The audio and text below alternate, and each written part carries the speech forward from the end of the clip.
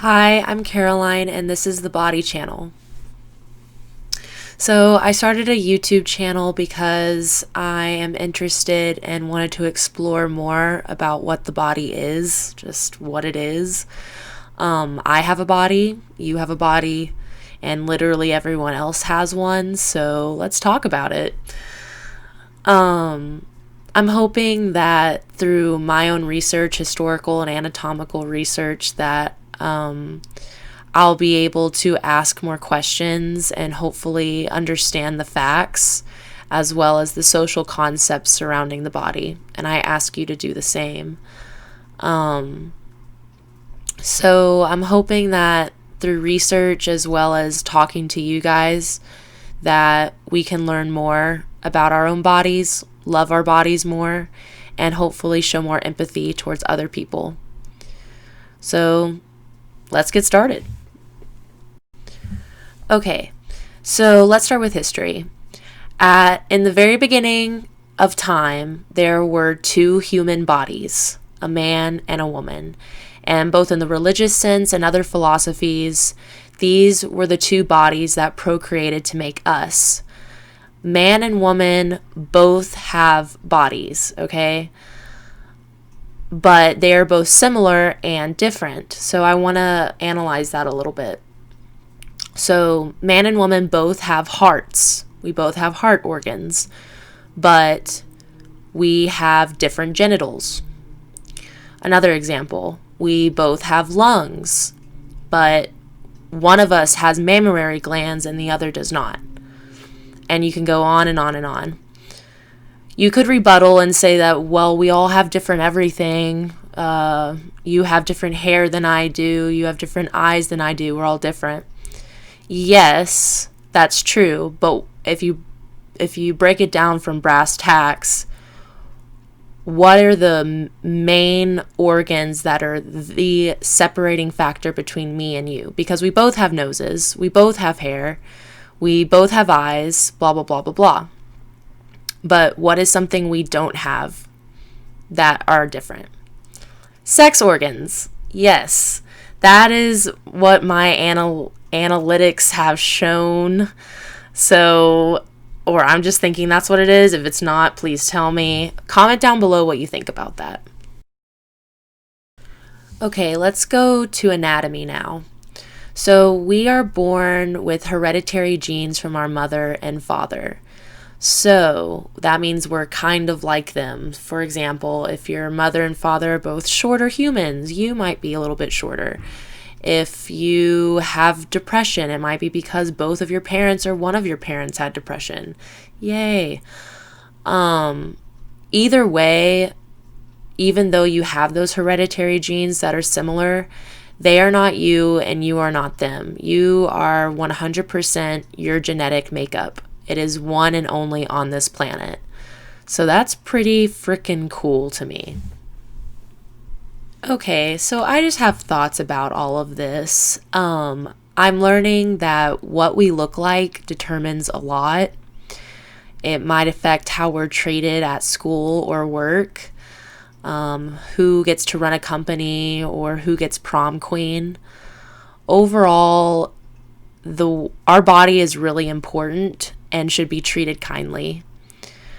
Because at the end of the day, we can't trade in our bodies with a new one. You can alter your body, you can work out, you can get plastic surgery, but at the end of the day, you can't change exactly who you are 100%. So I have a silly question. If you could change bodies or get a new one, would you? And if so, who would it be? Or what would it look like? I don't know. You answer the question. Comment down below. I have some more thoughts that I'm going to take it to another level, okay? So the genes you get from your mom and dad, the sperm and the egg, they should have no determination of your socioeconomic class, your chances of being raped or killed in your lifetime, or your general level of stereotypical attractiveness amongst peers and strangers, okay? The way we look should have no weight to our levels of success compared to others. For example, the girl with the big nose shouldn't be chastised because that's not what a beautiful woman's nose looks like. Or the man and his weight. Him being skinny or fat, or too skinny or too fat to be deemed attractive. Overall, our bodies should not be put in a beauty contest at a young age, and then continued on into adulthood. I know I was young when I first pointed out something that I didn't like about myself in my body. And if you want to, please comment down below if the age you were when you noticed something that wasn't your favorite on your body, or it didn't compare to the stereotypical attractiveness standards. Comment down below. Okay, so for this last segment, I am going to introduce 2 words or phrases that I have totally made up. I am not a sociologist. I do not have a degree in sociology, but I am making up words as I go, so I think they're interesting. So the first one is body blind. I believe that we live in a body blind society, which is pretty much saying that you should look on what's on the inside and not on what's on the outside. Although I wish it could be that way, we live in a collective. So that means we can't leave our home without passing a body or somebody and not take them in, okay? So you can't go and feed yourself without running into people at the grocery store and not conversing with them.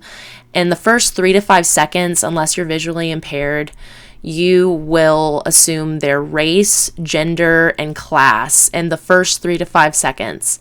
That is huge, and that's without knowing their name or hearing their voice. So let us merge into what I think we should be more, which is body conscious. So being body conscious, it's pretty much saying that I understand that there are certain looks, stereotypical attractive looks are put on a pedestal, and knowing that I and others are just as perfect looking as the next. So this equalizes the collective and doesn't separate us from positive experiences and opportunities. And also on the flip end for negative experiences. For example, I really doubt that women are more sexually harassed and assaulted because of their personality. So overall, I just have a lot of thoughts. I'm not a sociologist. I'm not a biologist. I am just a human being that has a lot of thoughts. And so I really hope we can continue to talk to each other as a community about these issues and just the facts and opinions and all of it. Also, I would love for y'all to complete one of the 2 quizzes. The links are down in the description, because I'm going to do some analytical data chart stuff on the next one, just to see where we're at. So thank you so much. Our bodies should be seen, understood, and celebrated.